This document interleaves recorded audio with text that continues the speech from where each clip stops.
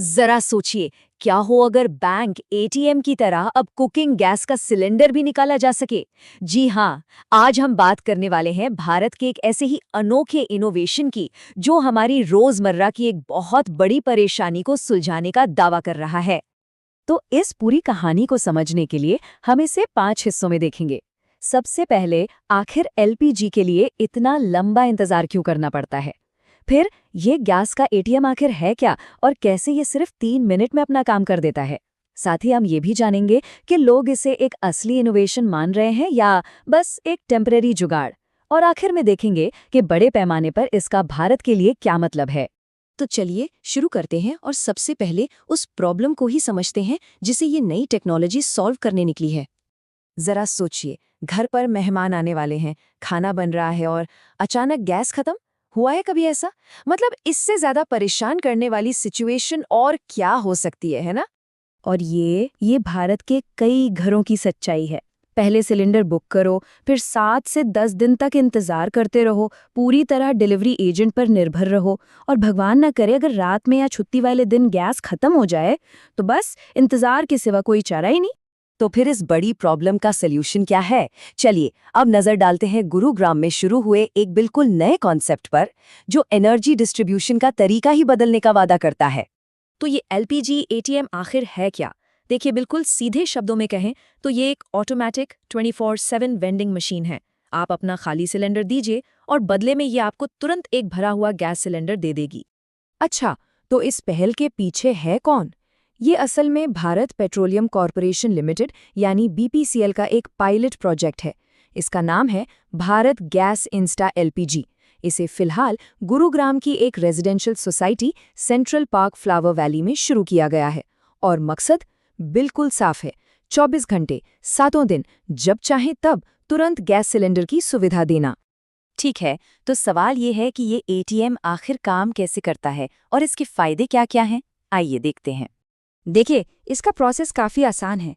सबसे पहले अपना रजिस्टर्ड मोबाइल नंबर डालिए, फिर एक ओटीपी आएगा, उससे वेरीफाई कीजिए। इसके बाद अपने खाली सिलेंडर पर लगे क्यूआर कोड को स्कैन करना है, फिर यूपीआई या डेबिट कार्ड से डिजिटल पेमेंट कर दीजिए और बस नया भरा हुआ सिलेंडर आपका है। और सबसे कमाल की बात जानते हैं क्या है? इस पूरे प्रोसेस में शुरू से आखिर तक सिर्फ 2 से 3 मिनट लगते हैं। मतलब डिलीवरी का कोई लंबा इंतजार ही नहीं। लेकिन रुकिए, इस एटीएम की एक और बहुत बड़ी खासियत है, और वो है इसके नए तरह के सिलेंडर। ये पुराने भारी भरकम लोहे के सिलेंडरों से बिल्कुल अलग हैं। देखिए, पुराना आयरन सिलेंडर करीब 31 किलो का होता था और उसमें गैस कितनी बची है ये देखने का कोई तरीका नहीं था। वहीं ये नया वाला जो कंपोजिट सिलेंडर है, इसका वजन है सिर्फ 15 किलो। ये फाइबर का बना है और इसकी बॉडी ट्रांसलूसेंट है, मतलब आप इसमें गैस का लेवल साफ साफ देख सकते हैं। तो इन नए सिलेंडरों के फायदे एकदम साफ हैं। वजन में लोहे वालों से आधे, इनमें जंग भी नहीं लगता और ये हैंडल करने में भी ज्यादा सेफ हैं। और सबसे बढ़िया बात, अब गैस के लेवल पर नजर रखी जा सकती है, जो इसे शहरी घरों के लिए बहुत ही प्रैक्टिकल बना देता है। पर क्या हर कोई इस इनोवेशन को लेकर इतना ही एक्साइटेड है या कहानी में कोई ट्विस्ट भी है? चलिए अब देखते हैं कि आम जनता की इस पर क्या राय है। एक तरफ तो वो लोग हैं जो इसे एक शानदार कदम मान रहे हैं। जैसे एक्स पर एक यूजर ने लिखा, ये असली समस्याओं का एक स्मार्ट समाधान है। 24/7 एक्सेस, कोई इंसानी रुकावट नहीं, स्मार्ट इंफ्रास्ट्रक्चर। मतलब वो इसे एक बहुत पॉजिटिव स्टेप की तरह देख रहे हैं। तो वहीं इस सिक्के का दूसरा पहलू भी है। कुछ लोगों का मानना है कि ये असल प्रॉब्लम का सल्यूशन नहीं है। एक बहुत ही तीखी टिप्पणी में इसे सप्लाई की समस्या पर एक बैंडेड कहा गया है।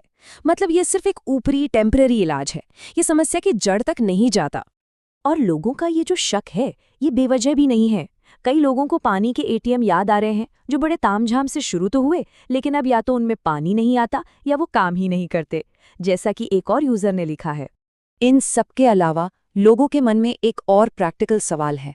क्या इन एटीएम से जो सिलेंडर मिलेगा उसका वजन सही होगा? क्या उसमें गैस पूरी भरी होगी? ये भी एक बड़ी चिंता है। तो अब ये समझना बहुत जरूरी है कि ये एलपीजी एटीएम कोई अकेली अलग-थलग चीज नहीं है, बल्कि ये एक बहुत बड़े ट्रेंड का हिस्सा है। ये भारत में बढ़ते हुए एक नए ट्रेंड का हिस्सा है, जिसे हम कह सकते हैं एटीएमफिकेशन ऑफ एसेंशियल सर्विसेज। मतलब जो जरूरी चीजें हैं उनको एटीएम जैसी ऑटोमेटिक मशीनों के जरिए लोगों तक पहुंचाना। इस ट्रेंड को बेहतर समझने के लिए जरा एलपीजी एटीएम की तुलना ओडिशा के ग्रेन एटीएम यानी अनाज एटीएम से करते हैं। एक मशीन से 10 किलो का कंपोजिट गैस सिलेंडर निकलता है, तो दूसरी से चावल या गेहूं। एक हरियाणा के गुरुग्राम में है, तो दूसरी ओडिशा के भुवनेश्वर में। एक ओटीपी और क्यूआर कोड से चलती है, दूसरी बायोमेट्रिक यानी आधार से।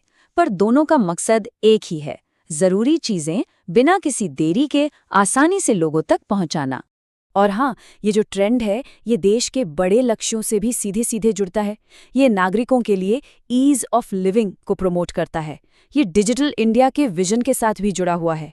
ये लास्ट माइल डिलीवरी इंफ्रास्ट्रक्चर को मजबूत करता है और इसका एक बड़ा मकसद इंसानी दखल को कम करना भी है, जिससे ब्लैक मार्केटिंग जैसी चीजों पर भी रोक लग सके।